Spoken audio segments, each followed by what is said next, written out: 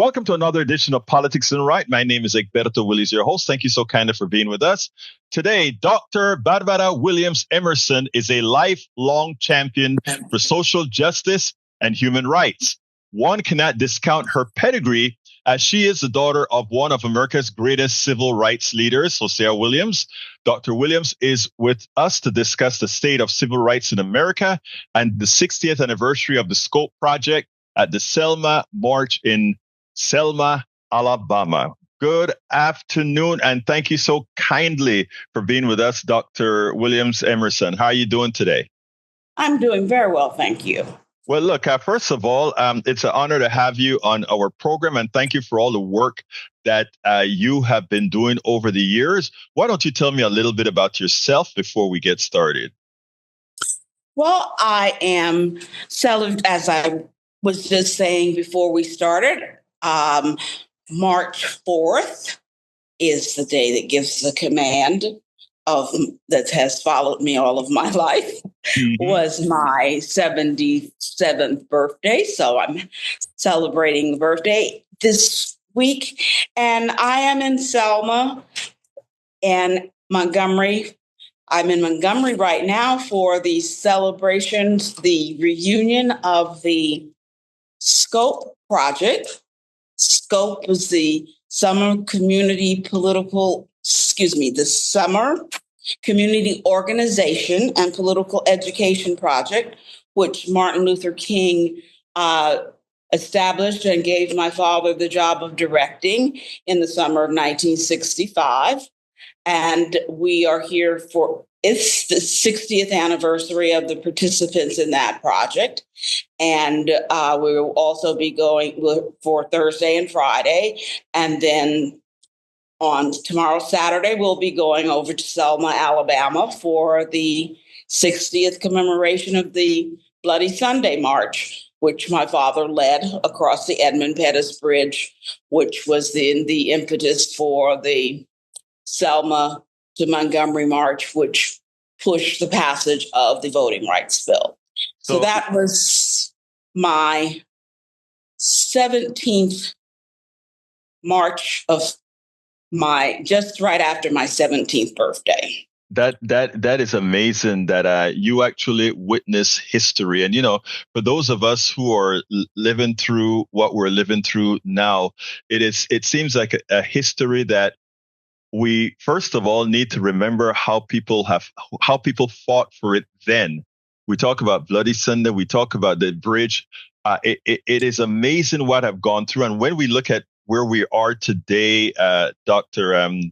William Emerson, we don't see that fight that your dad and yourself, because you were 17 during that time, you actually lived through that. Where do you think we are in this civil rights movement? Well, as they say, history repeats itself.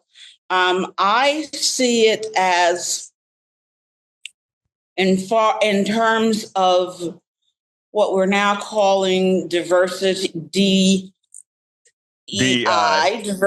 Yes. I have a theory which I call awareness, appreciation, and alignment of these initiatives.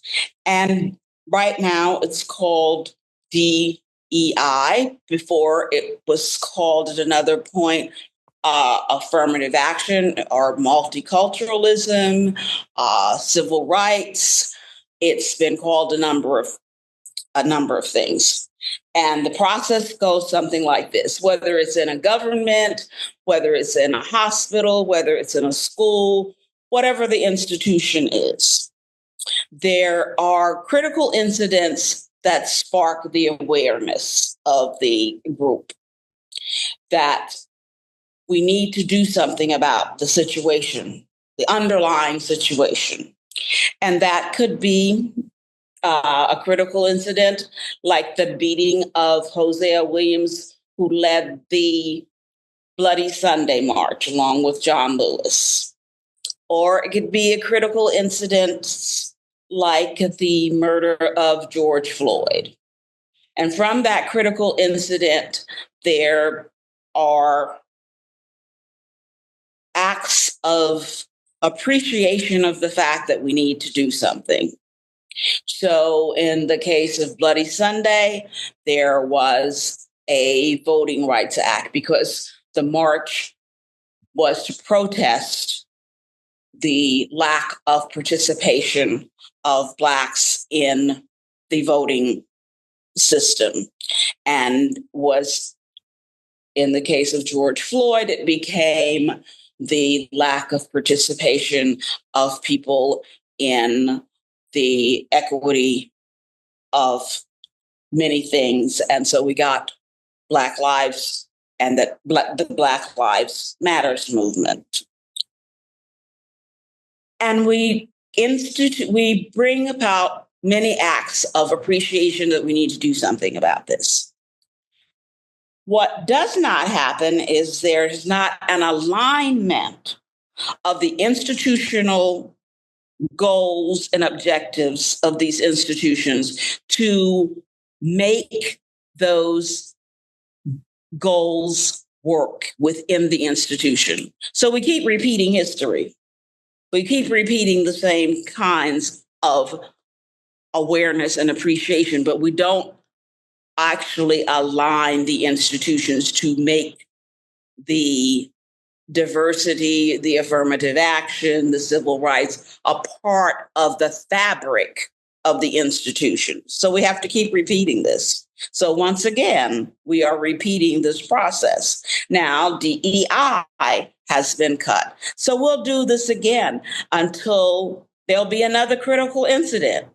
And we are being pushed to the extreme by the actions of from the top. So there will be, in my opinion, there will be a critical incident to come sooner than later. I don't know what it will be, but there will be some critical incident that will spark a reaction. It's inevitable. That will spark the necessary atonement. I'm sorry, I cannot hear you. Okay, can you hear me now? Let's see. Is it me? Yeah, I think it's you because I am transmitting. Okay, can you hear me? Maybe it's going to your Bluetooth. Yeah, maybe it's going to your Bluetooth. Okay, yes, I have. It's back. I'm good. Right. Okay. We're back. You know, what I was saying, Dr.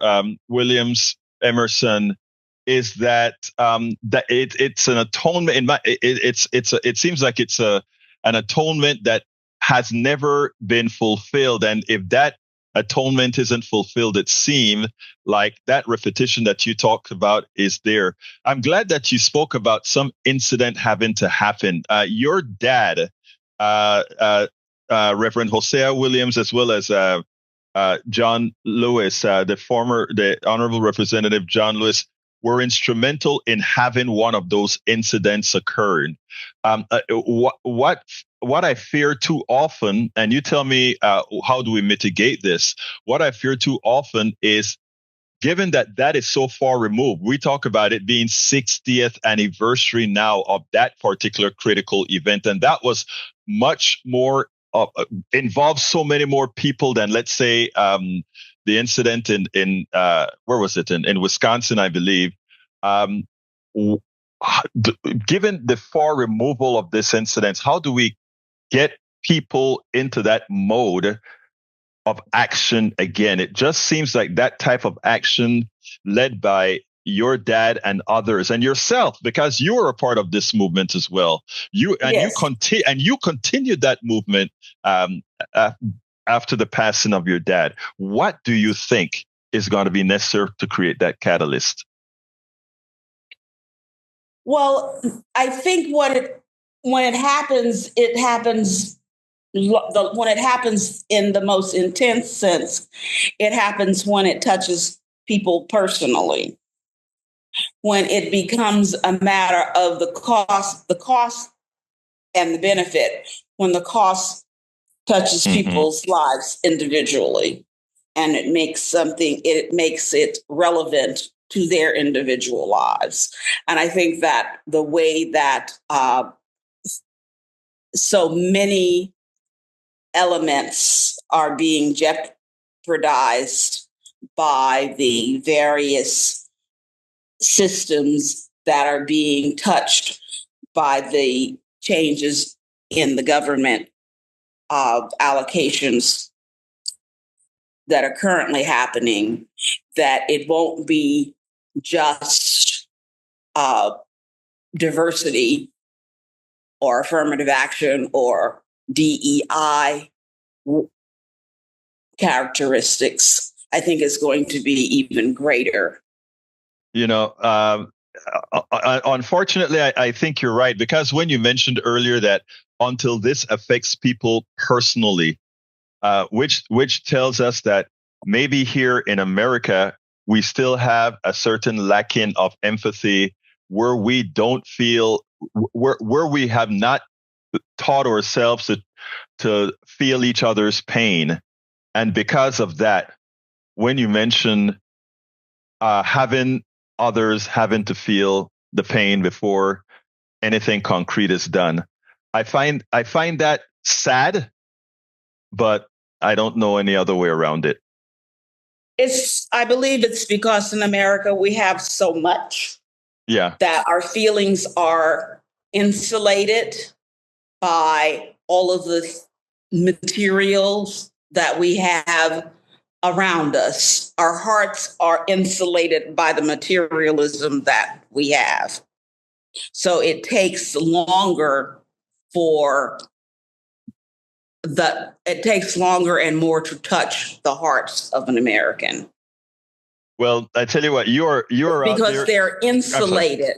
Mm-hmm. Because our hearts are insulated by our materialism, because of the culture that we live in that promotes materialism as being more important than compassion.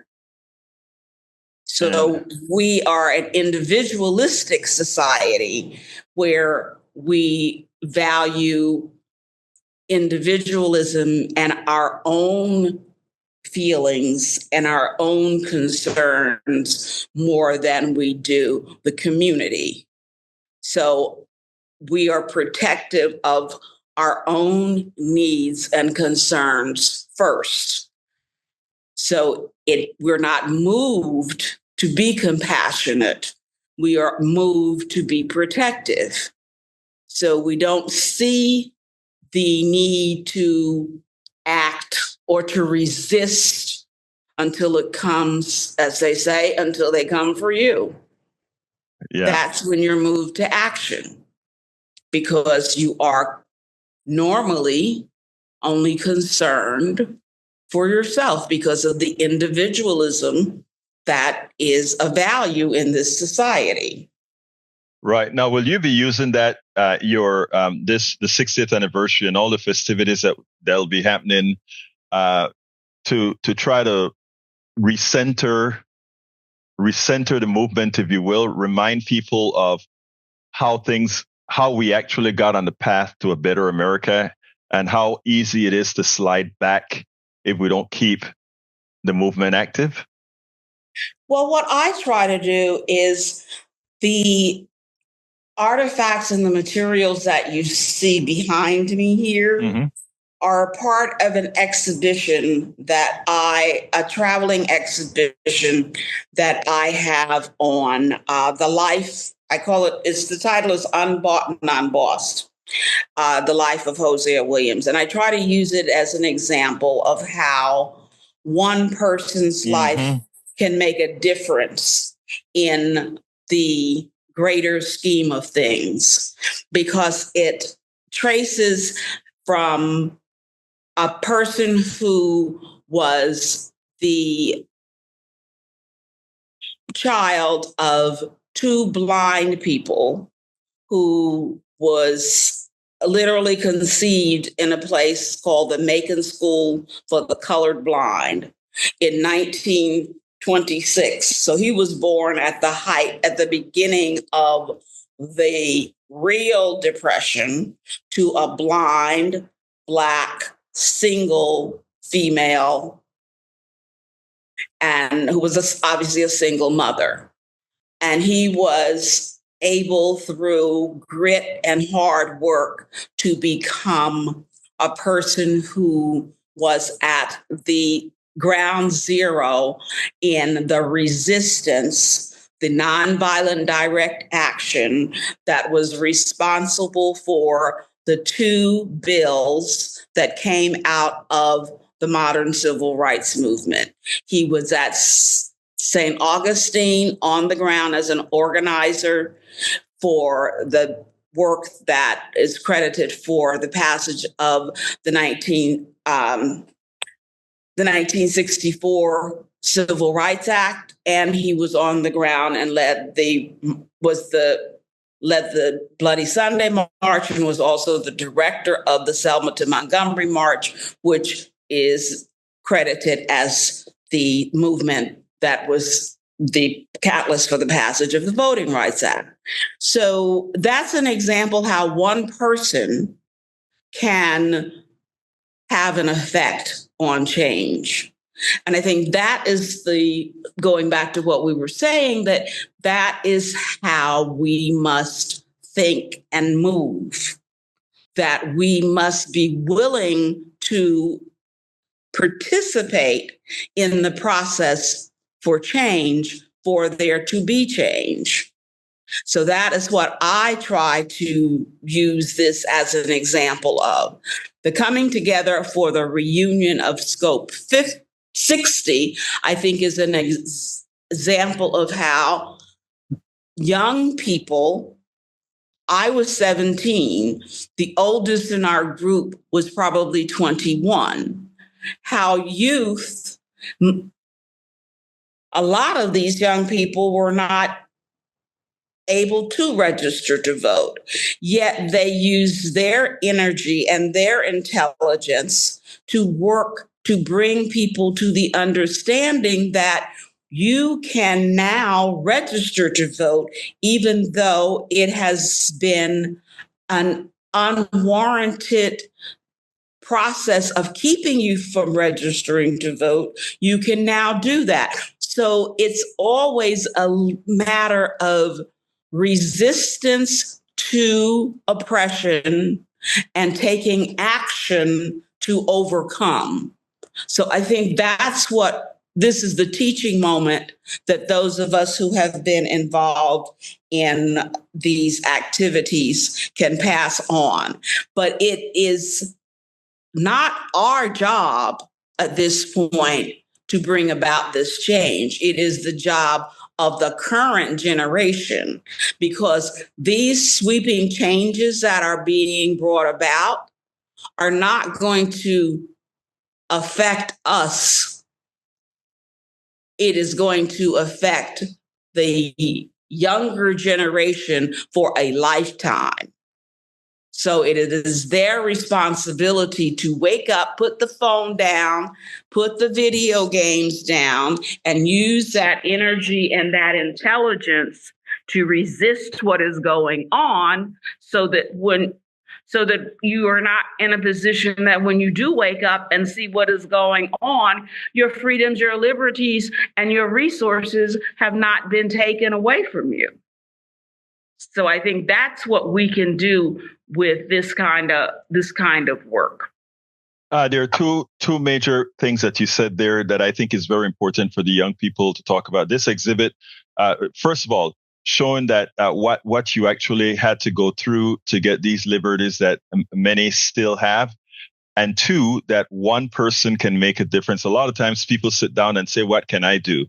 And you just said it. The Reverend Hosea Williams didn't say, I can't do anything. He went out there and did it. And many people paid the price for it.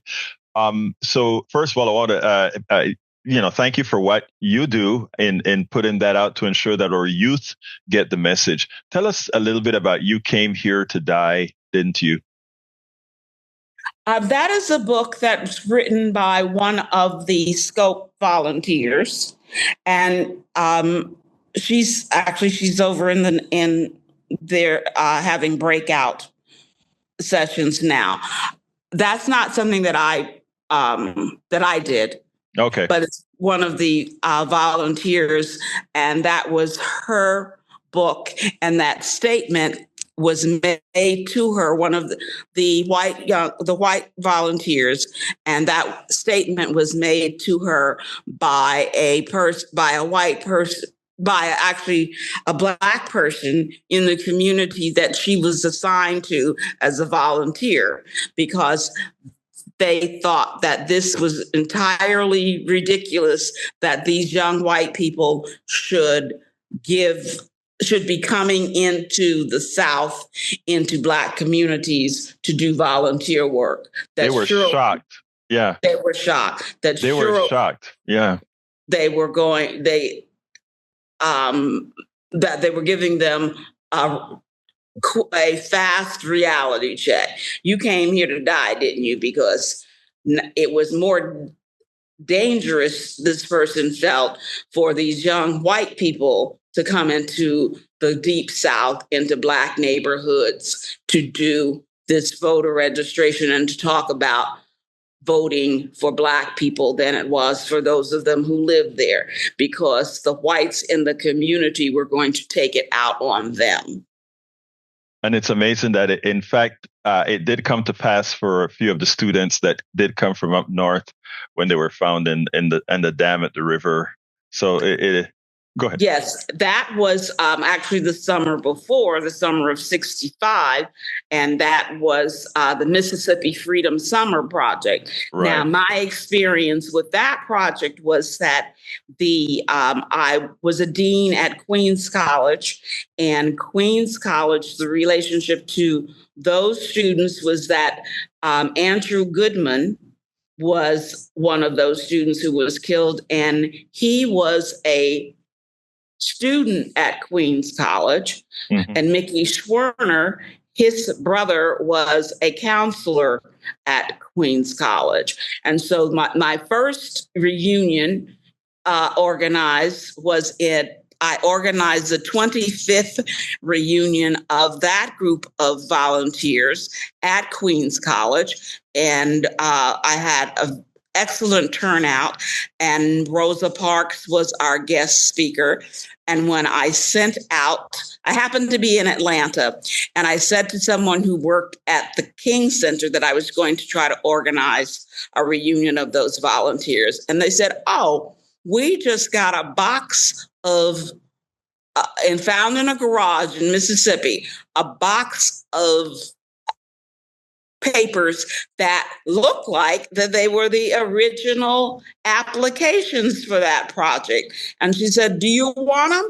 And I said, "No, you keep them at the King Center, but could you give me the names?" She says, "You want the names and addresses?" I said, "No, they're not likely to be where they were living 25 years ago." I said, "I work at a college, so I know what I need is give me the names and the colleges that they were at, because I know their alumni associations kept up with them." So I wrote letters to the alumni associations and told them that I was trying to find these people because they had been a part of this project, and I had got lots of responses when I did get the addresses, and my secretary had typed the information at the top of the page. And when she gave it to me, I said, "Oh, everything is at the top." She says, "Well, you want me to retype it?" I said, "No, just say 25 years later, I want people to know," and then just put lines. Well, when we got the forms back, people had written on the lines, they'd written in the margins, they'd written on the back.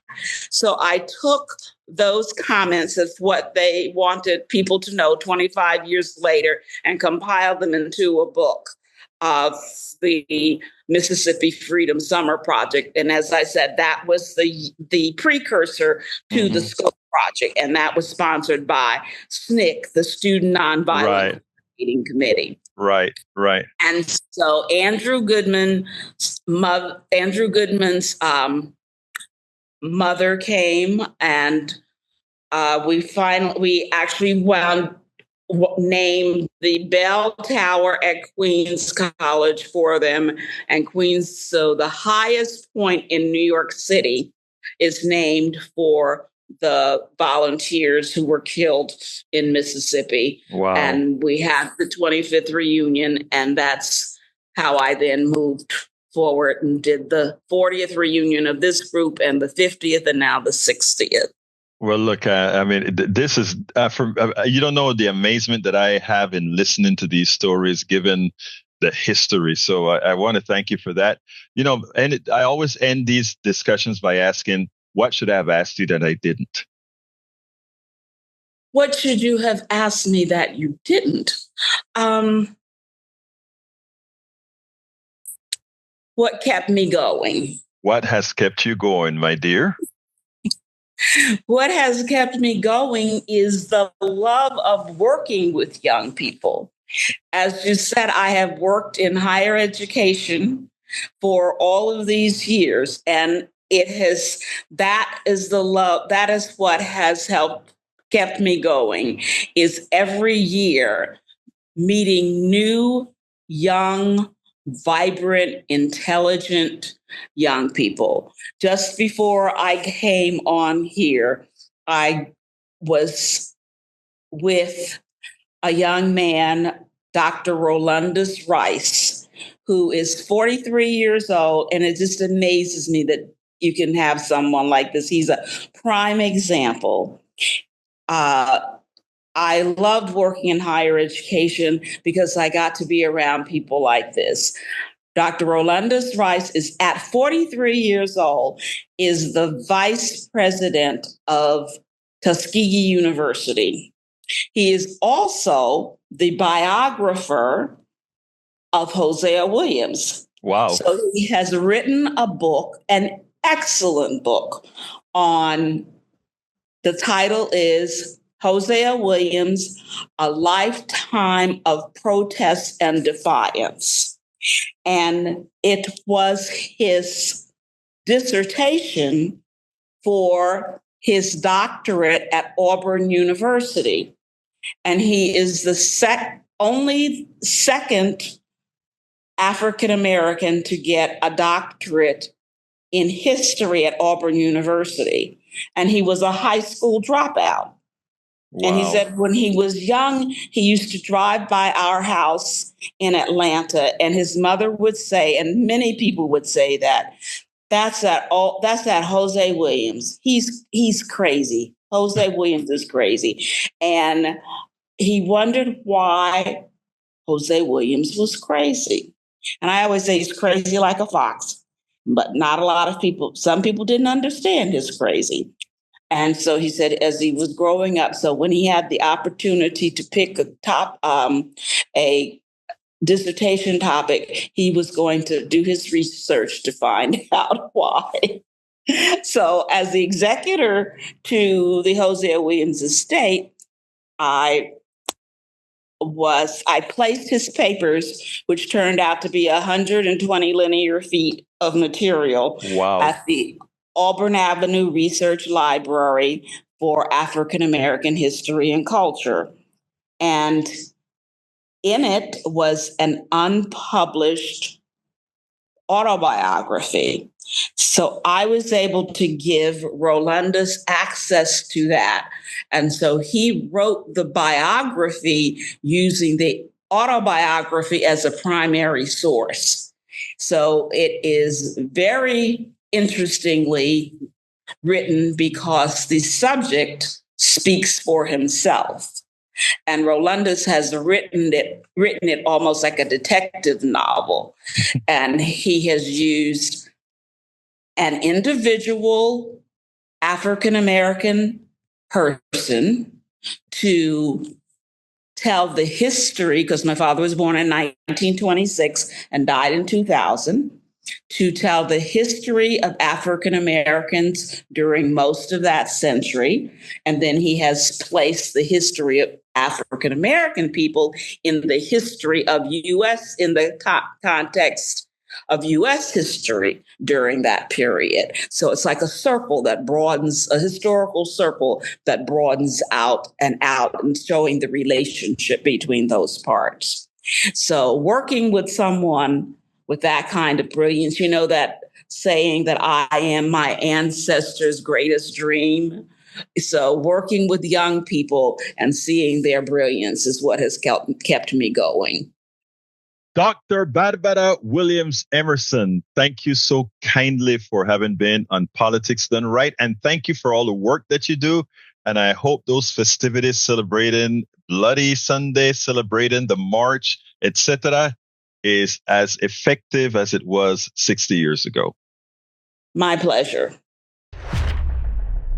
We spend a lot of time deconstructing the news, trying to parse it into a form that everybody can understand. We try to find those little nitpicks where it flies above the fray, etc. If you really like these videos that we do, I want to ask a big favor. Please go ahead. Number one, subscribe to our channel. And number two, please join if you can. Thank you so kindly for watching. Keep watching. Please remember to share. We must populate the entire internet with our progressive message, a message that we know is what most Americans say that they want. So help us, please join.